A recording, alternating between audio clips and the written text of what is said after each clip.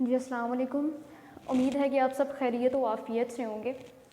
बेटा हम लोगों ने जो है वो चैप्टर नंबर 4 अपना स्टार्ट किया हुआ था और चैप्टर नंबर 4 में हम लोगों ने कुछ अपने टॉपिक्स जो थे वो डिस्क्राइब किए थे और आज जो हमारा बेसिकली टॉपिक होगा वो एंडोप्लाज्मिक रेटिक्यूलम है।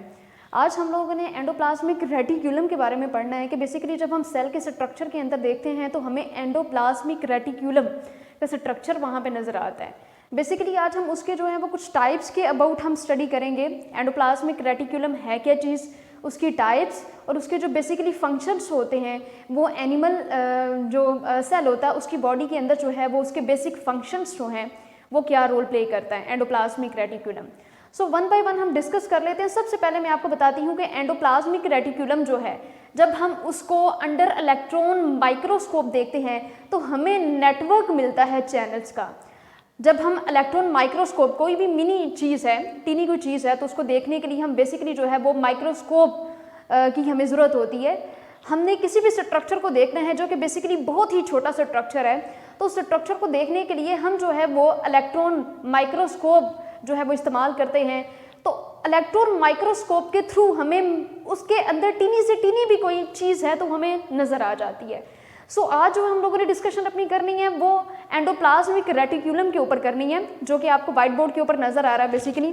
अब यहाँ पे एंडोप्लाज्मिक रेटिक्यूलम को जो है जब इलेक्ट्रॉन माइक्रोस्कोप के अंदर देखा जाता है तो इसमें इलेक्ट्रॉन माइक्रोस्कोप जो है वो एक नेटवर्क दिखाता है हमें, चैनल्स का जो कि नेटवर्क होता है। So I can write it as under electron microscope,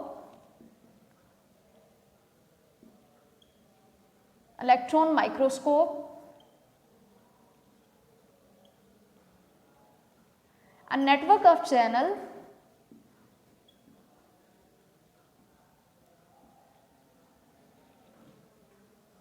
a network of channels to be seen।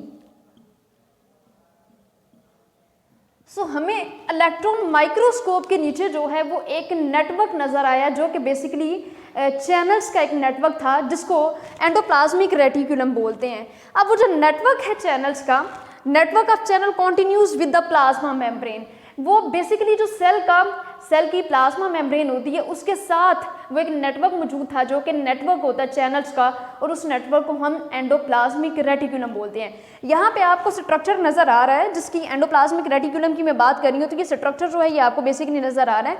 यहाँ पे आप देख रहे हैं कि ये हम लोगों ने जो डिस्क्रिप्शन में हम लोगों ने देखना है कि इसकी जो बेसिकली टाइप्स हैं। सो आप ये एक नेटवर्क देख रहे हैं कि ये नेटवर्क जो था वो माइक्रोस्कोप के नीचे नेटवर्क जो था वो दिखाई दिया था। सो इसको जो है वो हम जैसे जैसे साथ साथ डिस्क्राइब करते जाएंगे, मैं आपको डायग्राम साथ साथ समझा दूंगी। अब यहाँ पे जो है these membranes very widely from cell to cell.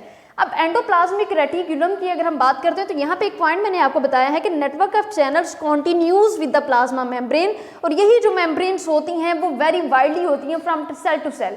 अगर डिफरेंट टाइप्स के सेल्स पाए जा रहे हैं तो उन सेल्स के अंदर डिफरेंट टाइप्स की जो प्लाज्मा मेम्ब्रेन्स हैं वो मौजूद होती हैं। सो प्लाज्मा मेम्ब्रेन्स जो होती हैं वो यहाँ पे ये जो नेटवर्क एक नज़र आ रहा है, ये जो मेम्ब्रेन्स हैं वो सेल टू सेल जो होंगी वो साइज़ के लिहाज से जो है वो वेरी करेंगी। सो यहाँ पे एक और जो है वो पॉइंट है कि material present in these channels separated from cytoplasmic material by tubular membrane called cisternae. So यहाँ पे जो है ये आपको एक स्ट्रक्चर नज़र आ रहा है जिसमें ये वाली जो स्पेस होगी, बेसिकली ये जो स्पेस है ये बिल्कुल एम्प्टी टाइप की जो है वो स्पेस आपको नज़र आ रही है, इसके अंदर कोई भी जो है वो फ्लूइड नहीं है, तो इस स्पेस को बेसिकली हम सिस्टर्नल स्पेस बोलते हैं, इस वाली स्पेस को।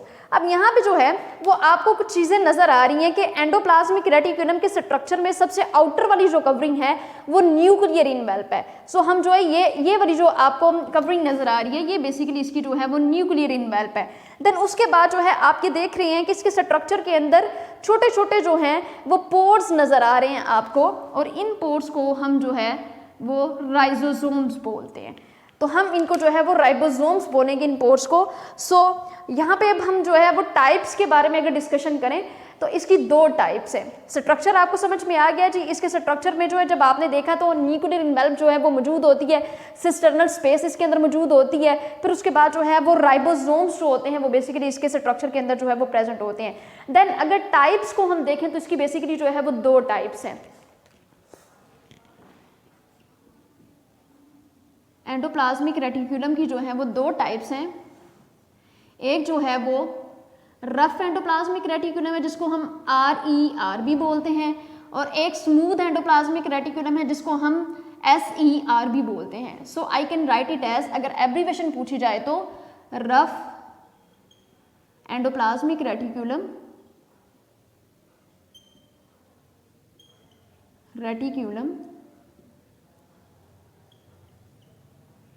then this is smooth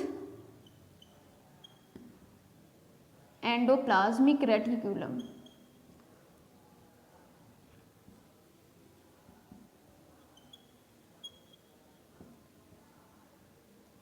सो इसकी जो है वो दो टाइप्स हैं। एक जो टाइप है वो है रफ एंडोप्लाज्मिक रेटिकुलम जो कि आपको नजर आ रही है, और दूसरी जो है वो स्मूथ एंडोप्लाज्मिक रेटिकुलम है।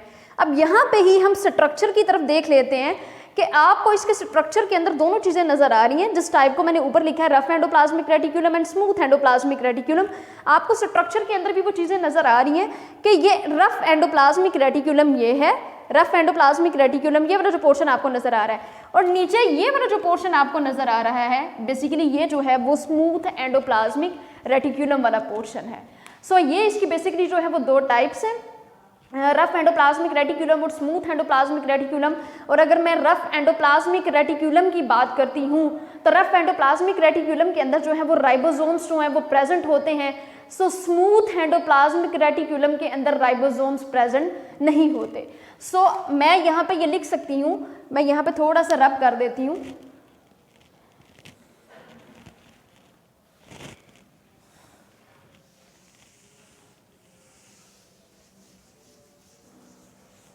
कि बेसिकली मैं बात कर रही हूँ कि स्मूथ एंडोप्लाज्मिक रेटिकुलम की और रफ एंडोप्लाज्मिक रेटिकुलम की। यहाँ पे आप स्ट्रक्चर के अंदर भी देख रहे हैं कि जब हम लोगों ने बात की थी ये यहाँ पे स्ट्रक्चर के अंदर आपको चीज़ नज़र आ रही है कि रफ एंडोप्लाज्मिक रेटिकुलम के अंदर आपको जो है वो राइबोसोम्स नज़र आ रहे हैं। सो आप इस स्ट्रक्चर के अंदर देख रहे हैं, यहाँ पे मैं थोड़े से राइबोसोम्स जो हैं वो और बना देती हूँ।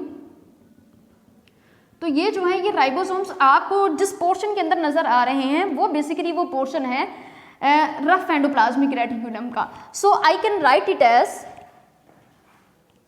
Rough endoplasmic reticulum.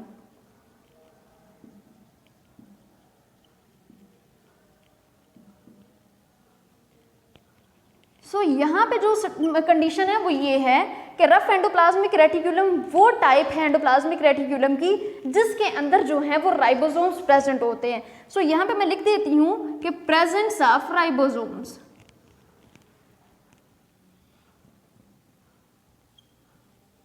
presence of ribosomes। सो यहाँ पे सेकेंड जो टाइप है वो स्मूथ एंडोप्लाज्मिक रेटिकुलम की है।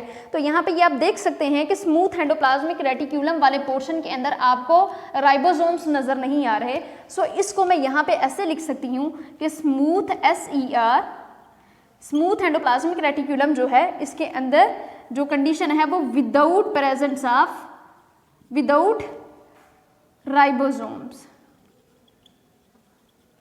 सो बेटा यहाँ पे इन दोनों टाइप्स के अंदर डिफरेंस ये है कि जो रफ एंडोप्लाज्मिक रेटिकुलम है उसमें जो है वो राइबोसोम्स प्रेजेंट होंगे जो कि मैंने आपको दिखा दिए हैं कि वहाँ पे आपको स्ट्रक्चर में राइबोसोम्स नज़र आ रहे हैं। सो SER की अगर हम बात करें तो स्मूथ एंडोप्लाज्मिक रेटिकुलम के अंदर जो है ये वो कंडीशन है कि जिसमें राइबोसोम्स जो हैं वो प्रेजेंट नहीं होते। सो विदाउट राइबोसोम्स वाली ये कंडीशन है जो कि आपको ये वाला जो है वो स्ट्रक्चर यहाँ पे नज़र आ रहा है।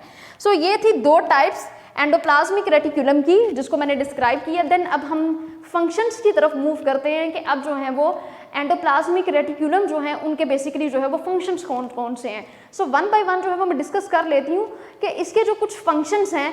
बेसिकली इसका जो फंक्शन जो पहला फंक्शन है वो ये है कि ये मैकेनिकल सपोर्ट प्रोवाइड करता है। एंडोप्लाज्मिक रेटिकुलम की अगर हम बात करें तो एंडोप्लाज्मिक रेटिकुलम जो कि सेल्स के अंदर मौजूद होते हैं तो इसकी अगर हम बात करें तो ये मैकेनिकल अपनी जो है वो सपोर्ट प्रोवाइड करता है। लाइक इसके ये मैकेनिकल सपोर्ट इस वजह से प्रोवाइड करता है endoplasmic reticulum due to the flexibility of nature. इसके नेचर के अंदर जो है वो फ्लेक्सिबिलिटी पाई जाती है जिसकी वजह से ये जिस बॉडी के अंदर प्रेजेंट होता है उसको जो है वो मैकेनिकल सपोर्ट प्रोवाइड करता है।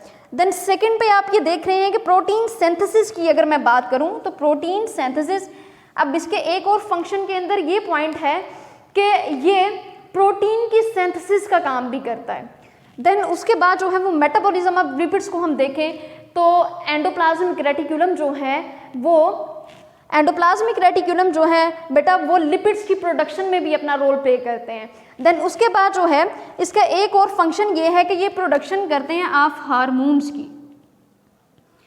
तो बेटा ये प्रोडक्शन ऑफ हार्मोन्स भी इनका काम है कि इन्होंने हार्मोन्स की जो है वो बेसिकली प्रोडक्शन करनी होती है।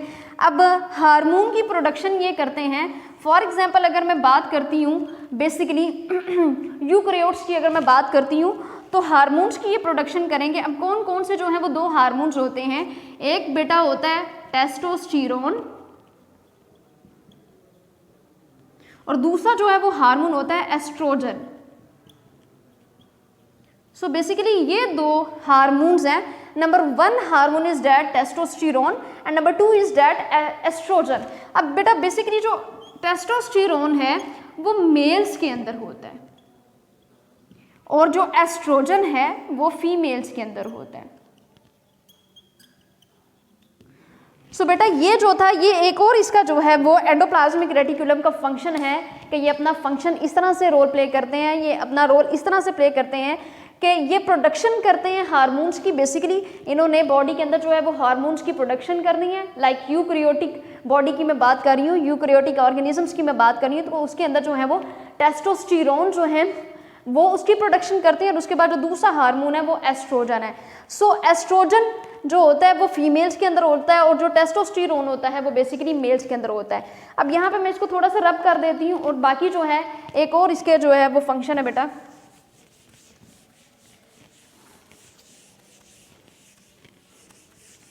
तो इसका एक और फंक्शन ये है कि इसने ट्रांसमिशन वाला प्रोसेस करना होता है नर्व इम्पल्सेस का।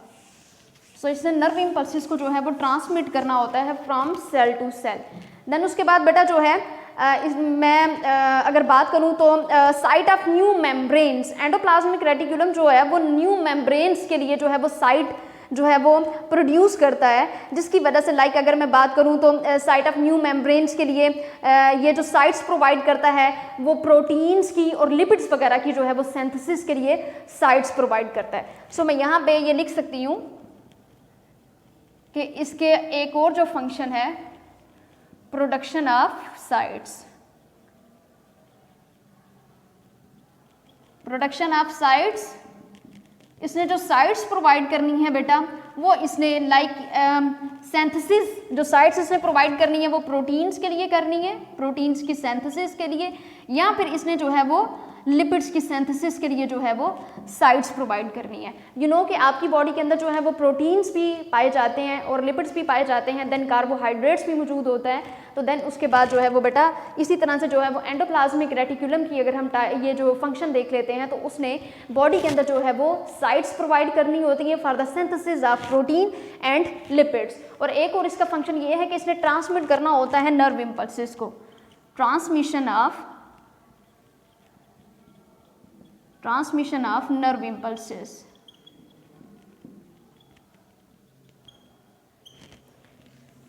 तो ये ट्रांसमिशन करते हैं नर्व इम्पल्सेस की फ्रॉम सेल टू सेल। सो बेटा it's all about the different functions of endoplasmic reticulum, the types of endoplasmic reticulum and how can you define endoplasmic reticulum। तो बेटा आज का जो लेक्चर था वो एंडोप्लाज्मिक रेटिकुलम के ऊपर जो था वो कंसिस्ट था। सो यहाँ पे जो है वो एक बेटा आपको शॉर्ट क्वेश्चन जो है वो इंपॉर्टेंट आ सकता है कि what are the physiologically difference between SER and RER। तो आप फिजियोलॉजिकल डिफरेंस जो है उसको कैसे जो है वो डिफ्रेंशिएट आप कर सकते हैं, उस फिजियोलॉजिकल डिफरेंस को कैसे बता सकते हैं कि अगर हम स्मूथ एंडोप्लाज्मिक रेटिकुलम की बात करते हैं या हम रफ एंडोप्लाज्मिक रेटिकुलम की बात करते हैं। तो बेटा अगर आपको शॉर्ट क्वेश्चन आ जाता है तो आपने शॉर्ट क्वेश्चन में उसकी डायग्राम जो है वो मस्त बनानी है। अब डिफरेंस जब भी आता है तो आप बेसिकली लाइन लगा के करते हैं डिफरेंस, कोई भी चीज़ों का डिफरेंस है तो देन अगर आपने डिफाइन करना है तो डिफरेंस आपसे पूछा जा रहा है तो SER एंड देन RER। तो स्मूथ एंडोप्लाज्मिक रेटिकुलम और रफ एंडोप्लाज्मिक रेटिकुलम, इसमें बेटा आपने इसको जब डिफ्रेंशिएट करना है तो देन आप इसकी जो है वो सबसे पहले डेफिनेशन लिखेंगे। देन आप सबसे मेजर जो डिफरेंस है वो ये बताएंगे कि इसमें जो है वो नो राइबोसोम्स, और इस कंडीशन में राइबोसोम्स जो होते हैं वो प्रेजेंट होते हैं।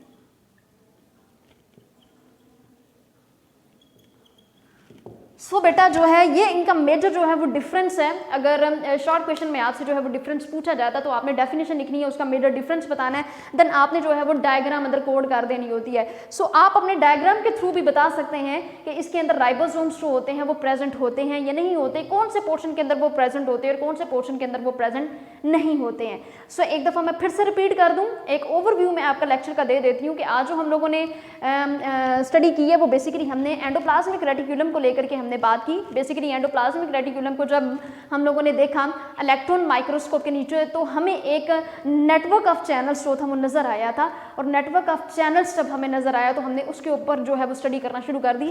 देन उसकी टाइप्स के बारे में अगर हम देखें तो उस नेटवर्क ऑफ चैनल्स के अंदर हमें दो पोर्शन जो कि मेनली डिफ्रेंशिएट करते हुए नज़र आ रहे थे, वो दो जो मेनली डिफ्रेंशिएट करते हुए पोर्शन हमें नज़र आए, एक का नाम हमने रख दिया जी रफ एंडोप्लाज्मिक रेटिकुलम और दूसरा जो था वो स्मूथ एंडोप्लाज्मिक रेटिकुलम था। सो बेसिकली मैं यही जो था वो डिफरेंस अभी आपके साथ यहाँ पे जो है वो डिस्क्राइब कर रही थी। देन मैं एक दफ़ा फंक्शंस के ऊपर बात कर देती हूँ, ये पॉइंट हमने डिस्क्राइब कर लिया है।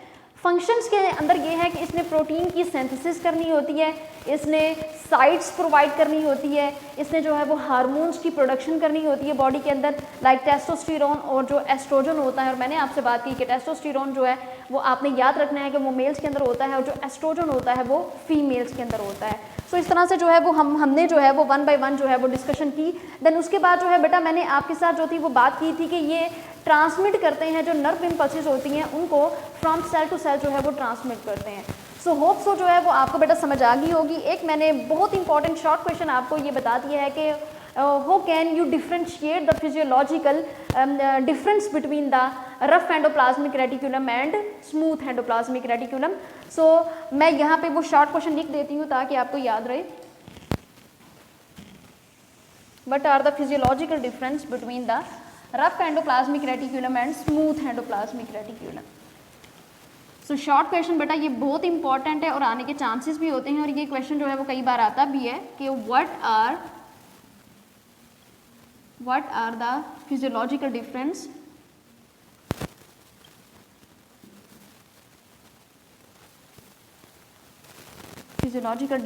between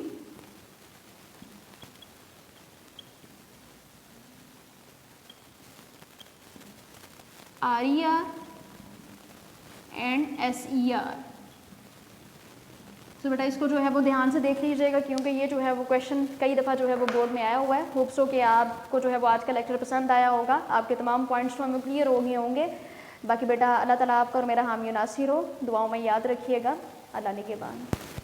वीडियो पसंद आई तो लाइक करें, अपनी राय कमेंट करें। ऐसे ही मजीद वीडियोस के लिए हमारा चैनल सब्सक्राइब करें और बेल का आइकन दबाएं ताकि आपको हर वीडियो का नोटिफिकेशन मिलता रहे।